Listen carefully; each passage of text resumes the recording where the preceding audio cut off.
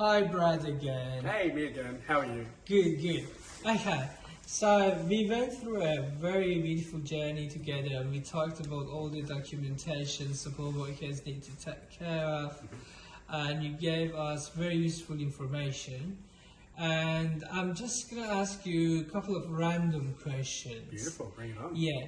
Do you have any tips for us? I know there are some concerns when it comes to doing the shifts, when it comes to dealing with participants' families, or when we are experiencing incidents. So, what are the tips? What do we need to know about them?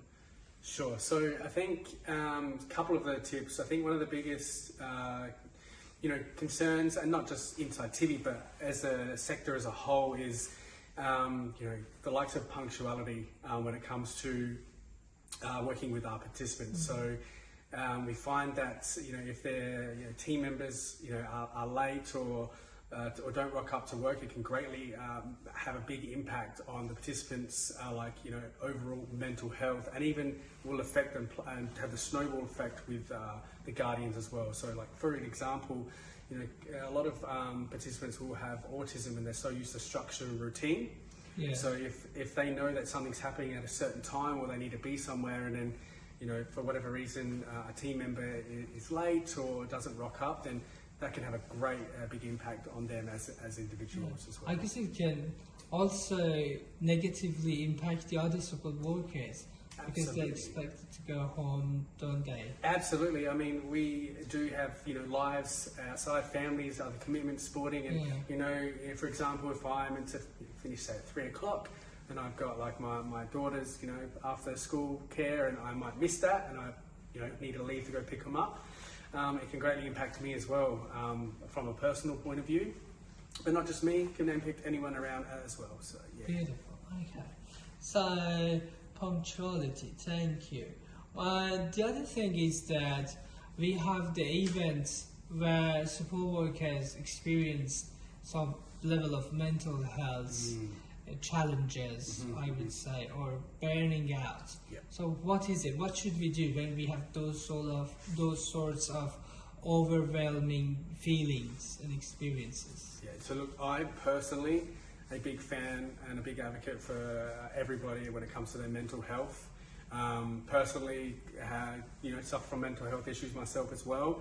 And I do know in this industry as well, when we are continuously working with other human beings and other people's lives, we feed off their energy, even though we're trying to support them best they can. Sometimes that can take a toll, on us individually. And I say, no matter how, big or small it is, reach out. Speak to myself, come directly to me, phone call, text message, whatever. So George as well, also Nicholas too. So all of us are big mental health advocates, and we believe that if we're able to help assist and look after you and your mind and your body and your overall health, then you're going to be in a greater place to be able to come and help support the people that we really want to support on a daily basis, which is our beautiful participants. So please reach out, please contact us if you're feeling Amazing. whatever.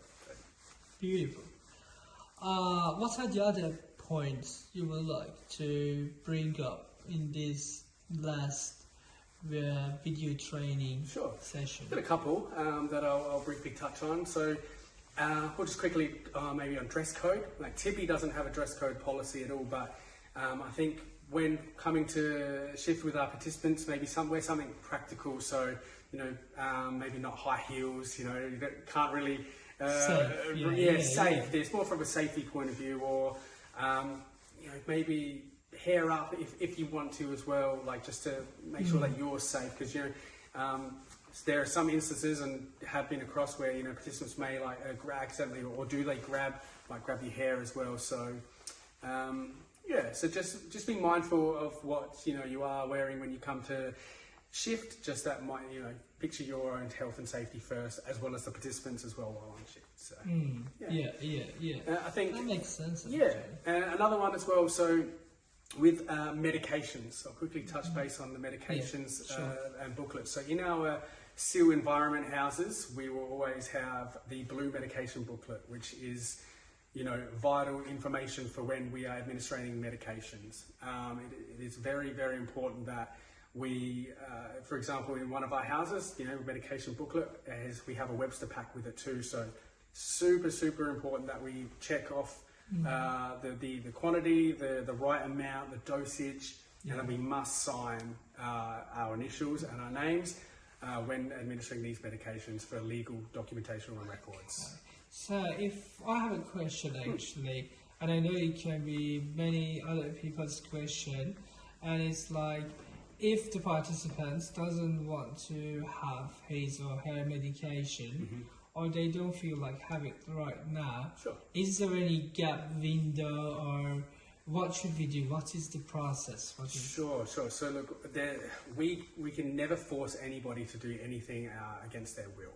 So what we would need to do in that instance is incident report right away to say, hey, these are the approaches I took. They refused, so we've got like a legal document record to cover us and to show why they didn't take it. But it's very important also as well, because if they miss their medications, what it could have an effect on them or what it could do to them as well. So there are a couple of numbers that we can ring, which is the numbers are on the blue booklet themselves. So one of them is like Poisons Direct and Healthline Direct. So you'll speak to an actual a nurse on the other side or a medical professional, and they can give you advice on what happens if they miss and don't take it, or if you accidentally give them the wrong medications at that time as well. Okay. Yeah. So that's the process. Beautiful. Okay. And the other thing I would like to ask is, like, there are some occasions when support workers are, experiencing some escalations with their participants, and they may not be able to manage the escalation or de-escalate the escalation. What should they do?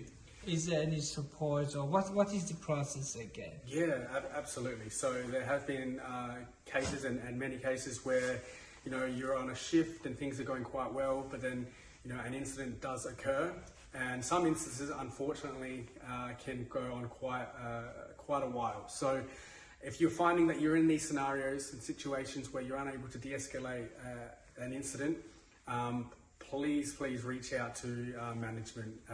So that would, whether it's myself, the service support manager, you have the operations manager as well in George, and then the service coordinator within Nicholas.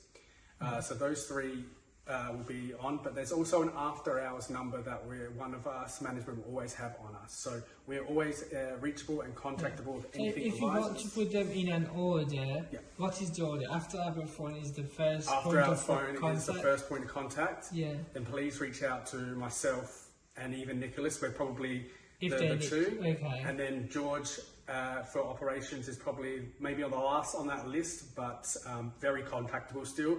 And look, if it needs to happen, 000, call the police.